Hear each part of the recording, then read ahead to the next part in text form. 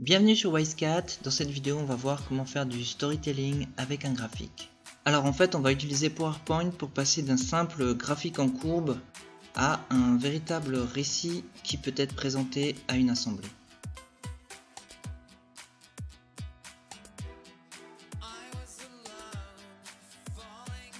Je vous propose qu'on le fasse ensemble. Donc on va commencer par insérer un graphique. Insertion, graphique. On va prendre le graphique en courbe, donc classique. OK. Alors ici on a une fenêtre qui s'ouvre avec les données à saisir. Donc je vais simplement copier des données là-dedans. Donc je vais pas avoir besoin de la série 2 et 3 puisque j'ai qu'une seule série. Et ensuite je vais mettre mes données. Donc voilà ce que j'ai. Je vais fermer cette fenêtre. Et voilà mon graphique brut. Ensuite on va faire un peu de mise en forme. On va commencer par supprimer le titre. On va mettre un titre un peu plus éloquent par la suite. On va supprimer aussi le quadrillage ici. On va supprimer la légende. Et on va un peu agrandir notre graphique. Donc on voit sur notre graphique que le chiffre d'affaires a baissé en 2007 jusqu'en 2011. Il a stagné ensuite jusqu'en 2012, puis il a augmenté. On va imaginer en fait que le concurrent a mis sur le marché un nouveau produit ici, ce qui explique la baisse de notre chiffre d'affaires, et que notre entreprise a mis sur le marché un nouveau produit ici, ce qui explique la hausse du chiffre d'affaires entre 2012 et 2016. On va essayer de matérialiser ça sur notre graphique.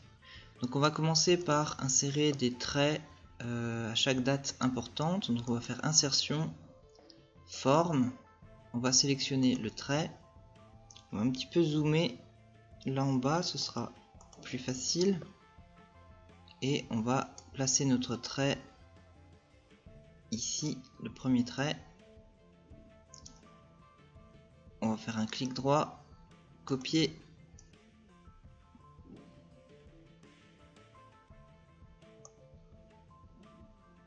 on va juste le mettre un peu plus haut, au même niveau que l'autre.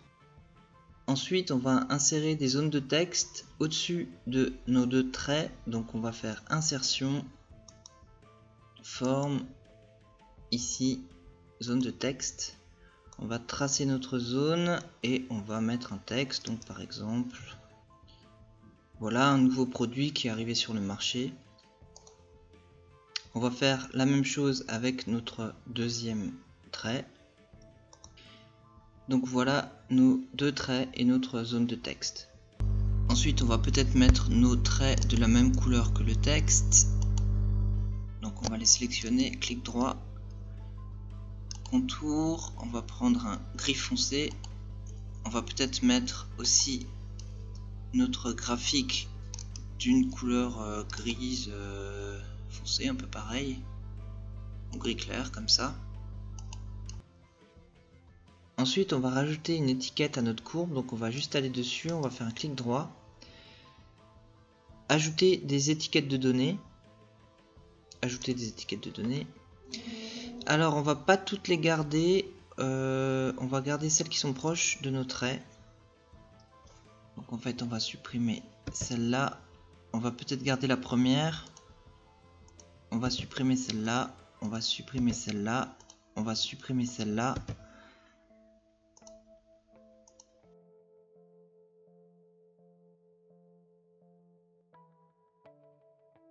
On va juste rehausser un petit peu celle-là pour la mettre près de notre trait, comme ça. Et celle-là pareil.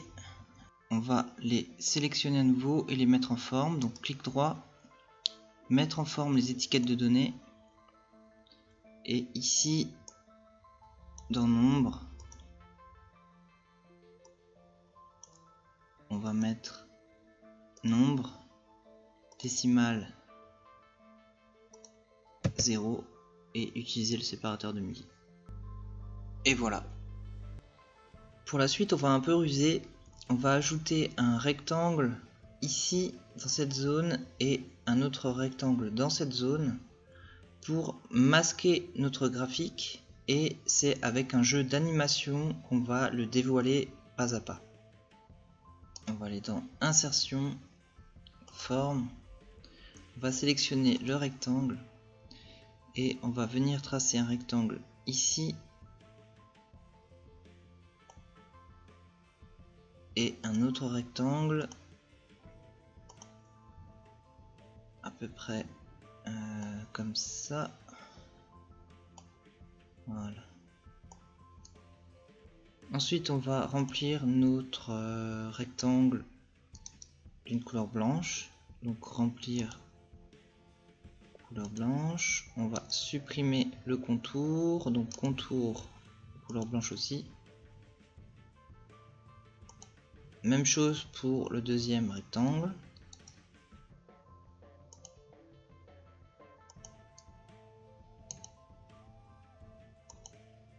Et maintenant, on va passer à la phase animation. Donc on va commencer par animer notre graphique en entier. Donc, on va sélectionner le graphique. On va faire animation. Et on va par exemple faire un balayage. Option d'effet plutôt à partir de la gauche. Ensuite, on va mettre notre trait au premier plan parce qu'on voit ici qu'il est masqué par notre rectangle. Donc, on va sélectionner notre trait. Clic droit. Mettre au premier plan. Même chose pour notre deuxième trait. Voilà. On va animer notre trait, donc on va le sélectionner. On va faire par exemple une entrée flottante. Voilà. On va aussi animer notre zone de texte. Donc là on va faire un balayage à nouveau plutôt à partir de la gauche. Donc le sens de la lecture. Donc idem pour le deuxième trait, entrée flottante. Et pour le texte, à nouveau un balayage et option d'effet à partir de la gauche. Maintenant, on va s'occuper de nos rectangles. Donc en fait, il faut qu'ils disparaissent petit à petit pour dévoiler le graphique. Donc on va sélectionner un rectangle. On va aller à nouveau dans animation et on va choisir autre animation. Et en fait, ça va être dans les disparitions. On va choisir balayer et en fait dans l'option d'effet ça va être à partir de la gauche. Ok, donc on va reproduire l'animation sur notre deuxième rectangle qui est ici, même si on ne le voit pas. Ok.